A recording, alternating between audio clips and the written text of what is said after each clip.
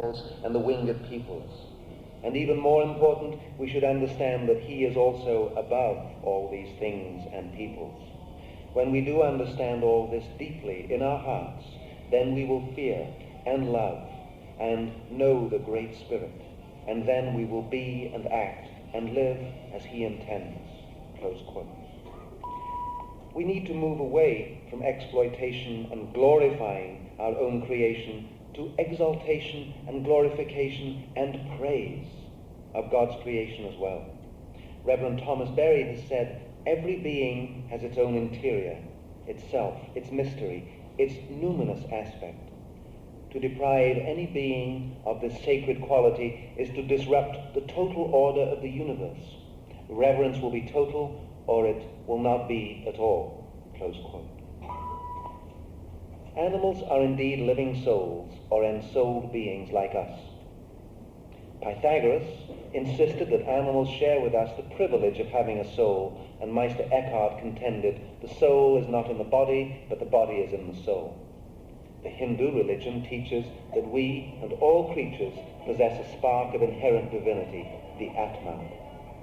Those who revere nature and animals are often accused of deifying God's creation, which is wrongly called idolatry. Such heretics were once persecuted, even burned at the stake.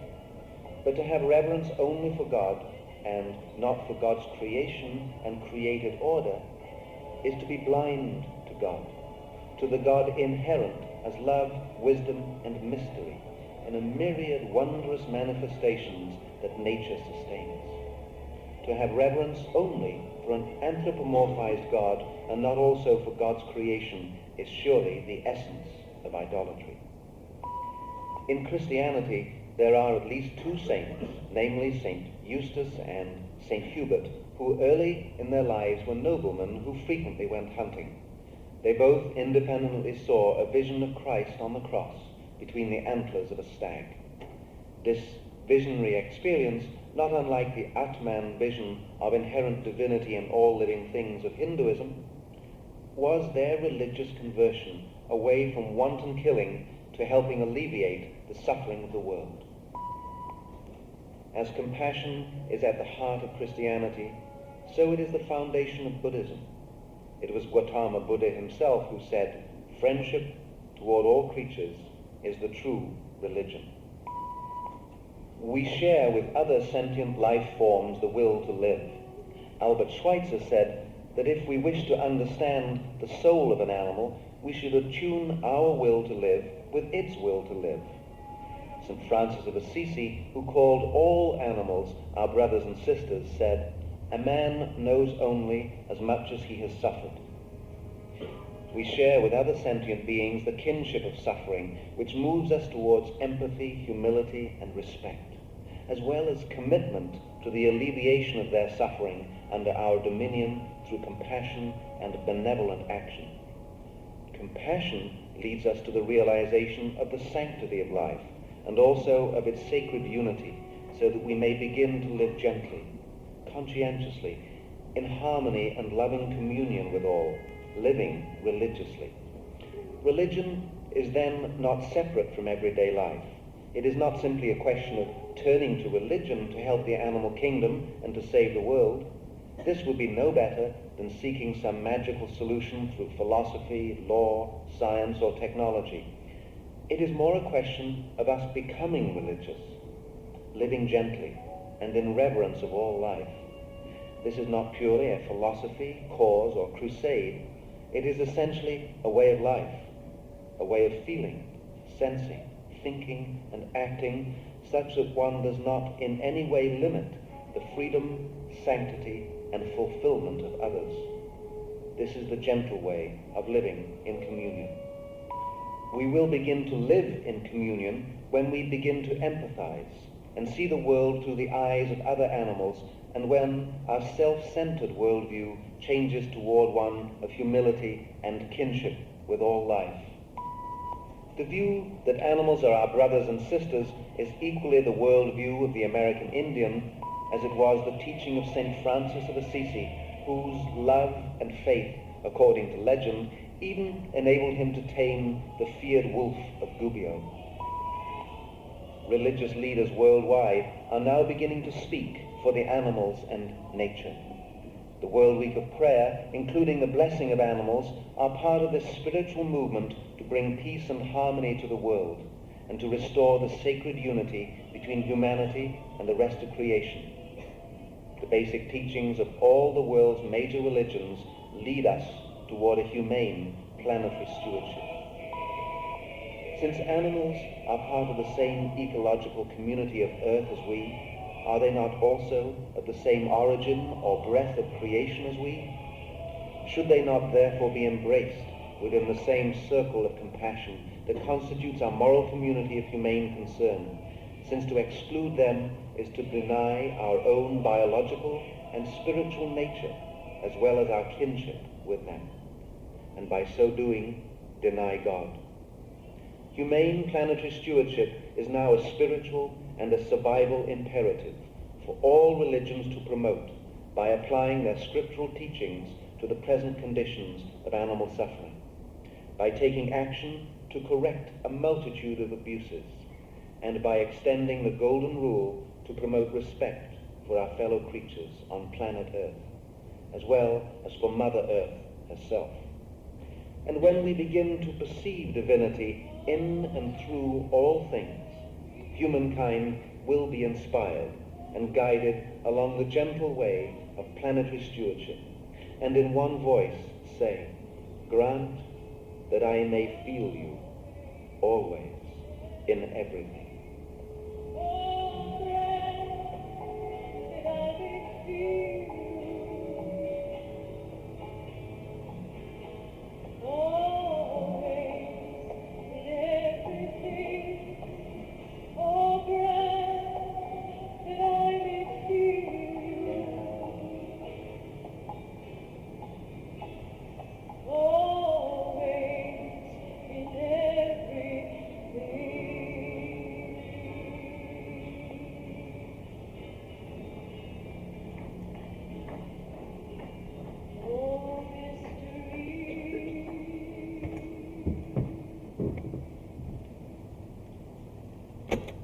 Thank you to Susan Osborne for the finale. And those of you in this room who are atheists, and I met one young man walking out going to class, just delete God and put in compassion. Remember, the Buddhists don't believe in God because God separate from anything else is another false duality. So they just speak of compassion as the highest virtue. Questions? I believe somebody said we should have time for some questions. Yes. What are your thoughts on the use of animals as veterinary colleges for educational purposes? Well, I think, I'll repeat the question. Let me just put this projector off.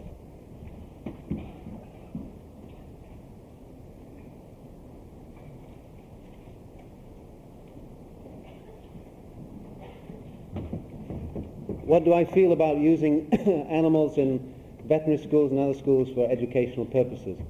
I feel there's a great need for students to learn much more about animal ethology and humane handling and so on in veterinary schools.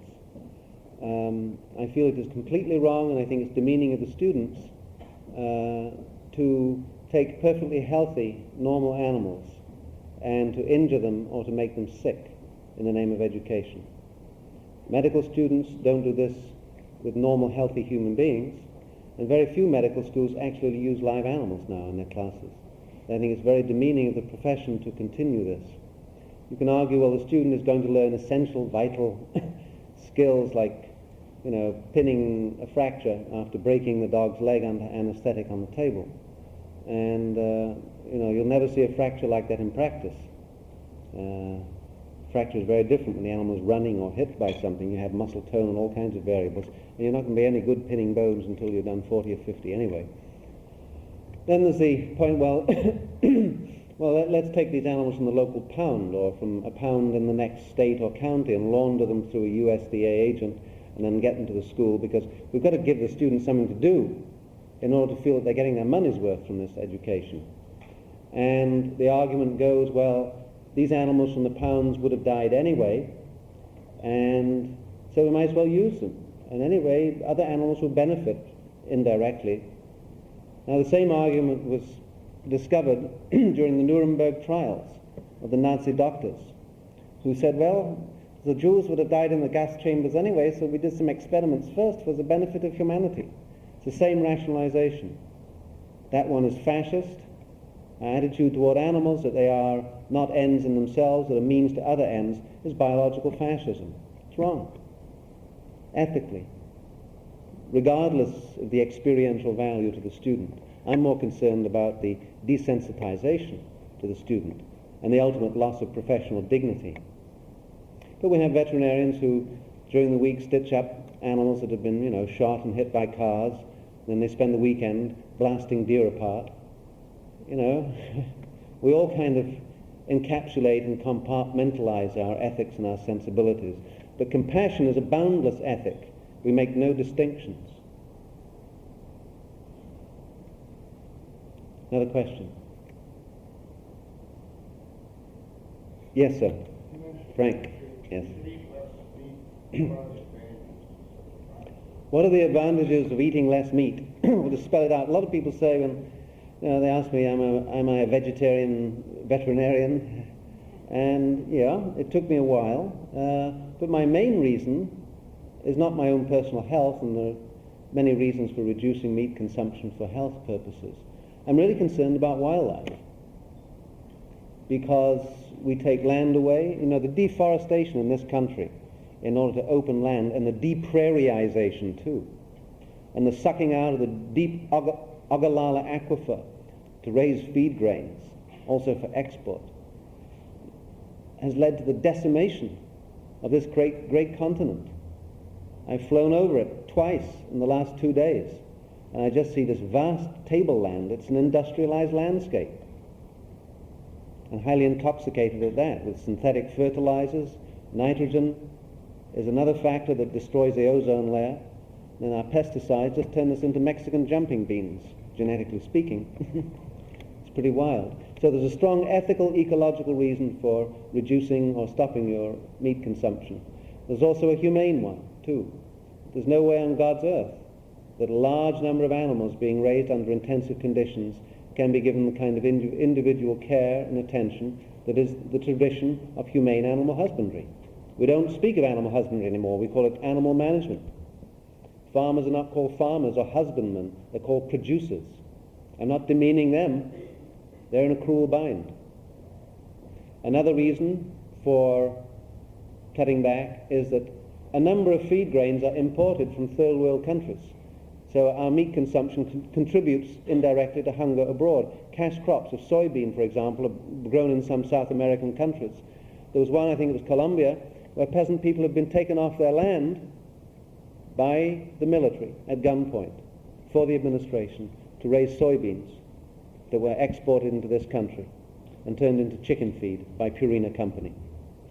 So our colonial agriculture ties in it. It's a continuous net. So what we're talking about here is all our connections. When we go down to McDonald's or Burger King, a percentage of that meat or the fat that's put into the hamburger comes from cattle from Costa Rica, where the tropical rainforest is 2/3 gone.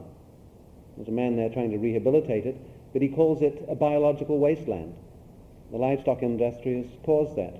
The United Nations Environmental Program last year came out with an impact statement on global desertification. And I presented this at the World Veterinary Congress in Montreal before a large colloquium on beef production, where it was saying the future of the veterinary profession is expanding beef production worldwide.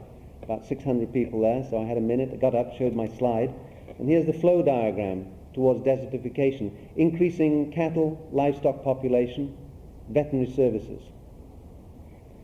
So we have to start seeing the light. A lot of this, provide the hungry with meat and the sustainable cattle industry and so on, is done with good altruistic intentions. It's short-sighted. The Iroquois say, think 7 generations ahead. What are the consequences? Better start doing that. So a seemingly simple issue like, should I or should I not be a vegetarian, goes off in many directions. There's also a spiritual reason too. All Hindus, and that's the biggest religion in the world, are vegetarians because they believe that animals have souls too, and we shouldn't kill them. They also believe in metempsychosis or reincarnation, but that's another issue. So there are many reasons leading us along the gentle path. And Charlotte Black Elk, at this conference in San Francisco, she's the granddaughter of Black Elk, spoke, and she said that we must live simply in order that others may simply live. And that means really cutting back on our usual consumer habits. We were saying this in the 60s, now we have to do it. Another question. Yes, sir.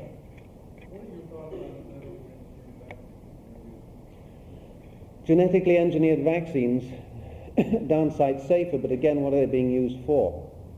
If they're being used to stop livestock and poultry under intensive stressful conditions from getting sick, from manifesting disease, they're still going to be in a condition of disease, of stress, overcrowding, poor climate control, and all the other problems. So it's not really going to help very much, and it's going to be expensive too. Then there's the problem of virus shedding, if they're live viruses, and possible mutation. So I have to be very careful here and in the development of these vaccines. You might have heard that there was one illegal test of a rabies vaccine by an American company, slipped through in a diplomatic bag into Mexico. And they zapped some cows with this new genetically engineered rabies virus. It's spliced onto, I think, a smallpox vaccine, orthopox virus. And the men handling the cattle got positive titers for rabies. That was a hot live virus that these cattle were shedding. People didn't get sick, but it could affect other living creatures. So we must be extremely cautious in all of this biological tinkering in the name of improvement. Yes, sir. I don't think you answered the question, did you? What do I think about it? Is there a place for them, or are they all doomsday? I'm saying be careful. If we start improving the husbandry conditions so we don't have pathogenic situations where we have to use various fixes, we will be able to phase them out. But in our present bind, we need them, but use them with great caution. But don't livestock get sick outside? They get sick outside or inside. They get a different kind of sickness outside. They get very much a different kind of sickness, especially the endoparasites and so on, and the ectoparasites. And a lot of pathologists believe that they have a far greater long-term natural selection genetic resistance to those than to the new diseases that seem to be popping up in confinement, the mycoplasmas, the viruses, rotaviruses, and so on. So we need to think about better husbandry so we don't need these interventions, because it's all interventive. And then, of course, if you don't give the vaccine at the right time, that can jam the immune system. So they're going to come out with other diseases. Some Canadians have studied this with, the processing of feedlot cattle. They're dehorned, castrated, vaccinated, and then sent to the feedlot.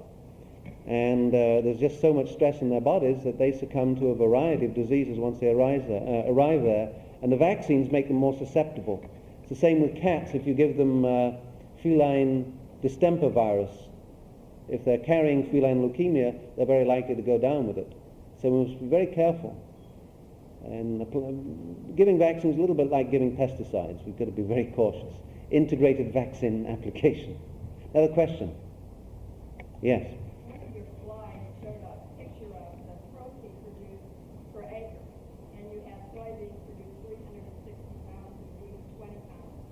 I guess I'm a little bit curious because you said the answer to one question about eating less meat, part of that's a stewardship thing. Yet soybeans cannot be grown on all soils in the world in Iowa. And in fact, growing of beef may be a better steward of our soil. Is that not also a question? We can turn that around in two directions. One is not to use good agricultural soil for shopping malls or for raising feedstuffs for farm animals. Let's use it for producing quality feedstuffs for human beings. There's rangeland out there. There is evidence that in some ecosystems, introducing some domestic grazing animals kind of maintains the meadow system and the biodiversity. So let's have a few. But let's get back to mixed grazing. Monocultures of sheep and cattle and so on is silly, and especially cattle of all of one age. They need their mommies there to know how to graze and take care of each other. A friend of mine in Kenya, David Hopcraft, has shown that you can produce 10 times more meat per acre and 3 times more hides ranching indigenous wild game. He does intergraze some cattle because he needs little cash from his milk. We have ecosystems here like the great high plains from Nebraska to Texas under the Ogallala Aquifer. The aquifer's poisoned now and it's running low. It's too expensive to suck the water out. Wonderful project would be to reseed that into prairie and get the buffalo and the pronghorn antelope back, and if people want to eat them on a sustainable basis, okay, but it's far better than raising cattle. Cattle are ecotone animals. They belong on the edge of a forest. Let's breed them back and let them all go. Who should be running around in the oak forest? The pigs. Let them go too. Thank you.